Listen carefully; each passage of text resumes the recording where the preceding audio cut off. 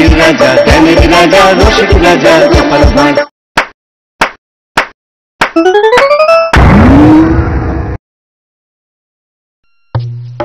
সভা পণ্ডিত, কৃপণের সংজ্ঞাটা কি?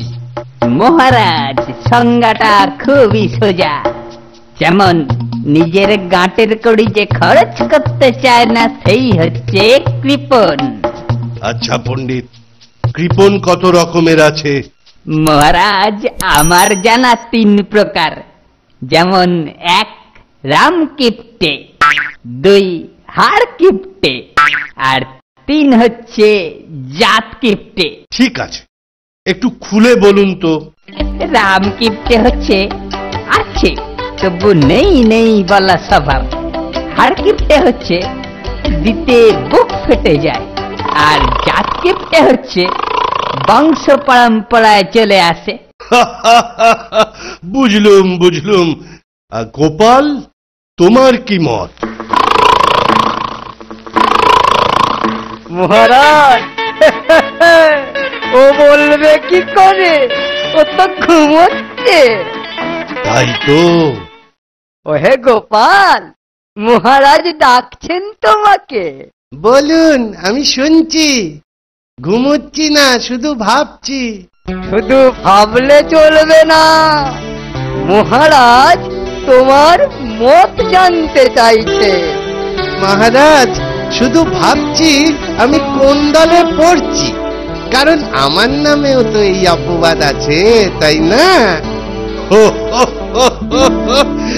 তুমি কোন দলে পড়ছো?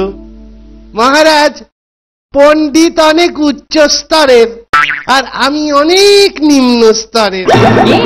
কি বললি গোপাল? আমি কৃপণ, আমি কৃপণ, আর তুই কি? আরে বাপু, সবাই কৃপণ, কেউ কম কেউ বেশি। চুপ করো চুপ করো চুপ করো সবাই। শোনো গোপাল, আমার এক কৃপণ বিধবা পিসিমা আছে। তুমি যদি পিসিমার কাছ থেকে কিছু টাকা আনতে পারো, তাহলে তুমি পুরস্কার পাবে। মহারাজ, আপনার ওই পিসিমার কাছ থেকে? ও করবার পক্ষে অসম্ভব। ফটর ফটর তো করছো, পারবে তুমি? মহারাজ, মহারাজ। হুজুর, আমি রাজি, কালই আমি যাচ্ছি, কিন্তু পুরস্কার দিতে কৃপণতা করবেন না তো? গোপাল, কাজটা করে দেখাও আগে। এবারে বেটা খুব জব্দ হবে। কাজ হলেই তবে পুরস্কার, নইলে কিন্তু তিরস্কার।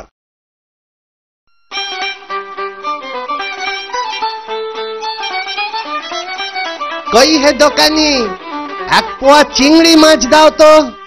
1 পোয়া মাত্র? কতটুকু হবে? ভাজলে তো একদম কমে যাবে। তাতে আপনি কি খাবেন, আর আপনার ছেলে বউ কি খাবে? আমার কাজে ওই যথেষ্ট, দাও তো দেখি। গিন্নি, ও গিন্নি, এই মাছগুলো বেশ শুকনো করে ভেজে দাও তো। আপদ, অবেলায় মাছ নিয়ে হাজির, শুকনো করে ভেজে দাও। আবদার কত? জানো গিন্নি, এতেই আসবে নগদ পুরস্কার। পুরস্কার পাবে? বলো কি গো, কি করে? পরে শুনো, আগে কাজটা করে দাও, আজই আমায় যেতে হবে। নিজে না খেয়ে নিয়ে যাবে? বুঝিনি বাপু ঢঙের কথা। কই গো, দেরি করো না, ভাজা মাছগুলো দাও, অনেকটা পথ যেতে হবে। দিচ্ছি বাবা, দিচ্ছি। এই নাও। এ কি করছো? খুঁটে মারছো কেন? লুকিয়ে নিতে হবে তো। যাক বাবা, রওনা দিয়ে এবার। তৈরি থেকো গিন্নি। দুগা দুগা, পুরস্কারটা যেন পাই মা। মুখ রেখো মা। পিসি, ও পিসি, দরজাটা খোলো, আমি গোপাল। কি বাচ্চা, কি হয়েছে? হাসিস কেন? আর কদিন, মাত্র 3 মাস, তারপর সব শেষ, মানে আমি শেষ। ছাড় ছাড়, ও কি কথা? হ্যাঁ গো পিসি, রাজ জ্যোতিষী বলেছে মাত্র 3 মাস তোমার পরমায়ু। সে কি রে? আহা, বাছাটা শেষ হয়ে যাবে। আর কি করবি বল, কপালে লিখন তো। তাই তো মনের শেষ ইচ্ছা পূরণ করতে আসা। তোর কি ইচ্ছা বল? বেশি কিছু নয়, আমার মনের বাসনা তোমার পাতের প্রসাদ খাবো। তুমি না বলো না। গরিব পিসি, তো মুঠো ভাত খাবি, এতে আমি খুশি। পিসি কি রেঁধেছো বলো? বিধবা মানুষ, তাও আমার গরিব, শুধু খুদের ভাত আর লাউ ঘন্ট। ওহ, খাসা হবে তোমার পাতের প্রসাদ। তুমি খেতে বসো, আমি দেখি, একটু বেশি করে রেখো কিন্তু।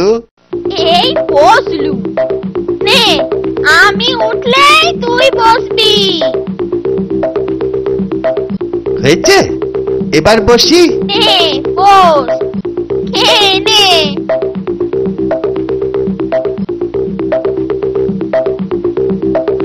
আহা, কি সুন্দর তোমার লাউ চিংড়িটা। চিংড়ি কোথায় পেলি? আমি বিধবা, ওসব কি খেতে আছে? এই তো চিংড়ি, বিধবা হয়ে তুমি মাছ খাচ্ছ, লোকে শুনলে কি হবে বলো তো? সর্বনাশ হয়ে গেল রে গোপাল, সর্বনাশ হয়ে গেল। সবে তো শুরু পিসি, শেষ কোথায় কে জানে। তবে হ্যাঁ, আমি ছাড়া আর কেউ দেখেনি এই রক্ষে।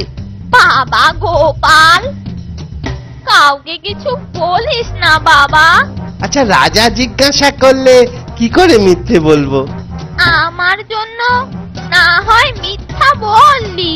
তা নয় বললুম, কিন্তু ওপরে কি মিথ্যে বলা যাবে? তোকে কটা টাকা দিচ্ছি, কাউকে বলিস না বাছা। এই মাত্র কটা টাকার জন্যে হবে না বাপু। যদি কিছু বেশি পেতুম তাও না হয় মনকে বোঝাতুম।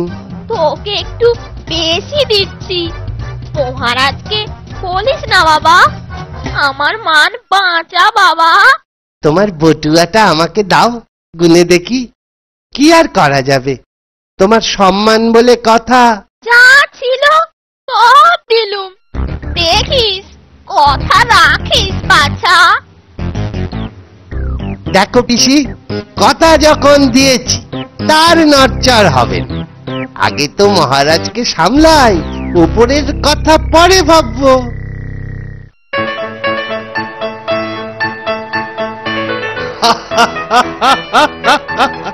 কি হলো, জব্দ হয়েছ তো? তোমার ভোঁতা মুখটা দেখেই মালুম হচ্ছে। মুখটা সত্যি ভোঁতা, কেন জানেন? কেন কেন? আপনার পিসি এই টাকা দিয়েছেন আপনাকে কথাটা না বলার জন্য, তাই ভাবছি। বলো বলো, বলে ফেলো, পিসিকে পরে আমি বুঝিয়ে দেব। হাত ধুতে পিসি যেই বাইরে গেছে, অমনি লাউ ঘন্টাতে দিলাম চিংড়ি মিশিয়ে, ব্যাস কেল্লা ফতে। তারপর তারপর যেই ঘন্টাতে চিংড়ি দেখা, অমনি পিসির চোখ কপালে উঠলো। আপনাকে না বলার জন্য দিল এই ঘুষ। তুমি তো কথাটা বলেই ফেললে। আপনার পুরস্কারের লোভ সামলাতে পারলুম না, একেবারে দুটো লাভ। পুরস্কার অবশ্যই পাবে, কিন্তু বিশ্বাসঘাতকতার জন্য কিছু কাটা যাবে। আপনি জিজ্ঞাসা করলেন তাই বললুম, আমার দোষটা কোথায়? কাটার প্রশ্ন উঠছে কেন? কাটবো না, পুরোটাই পাবে। এটা তোমার বুদ্ধির পারিশ্রমিক, এতে কোনো কৃপণতা করব না। যখন শক্ত জলে নরম ছোলা হাজার ফুটো গলে না, তখন তাকে ছাড়া চলে না রে, চলে না।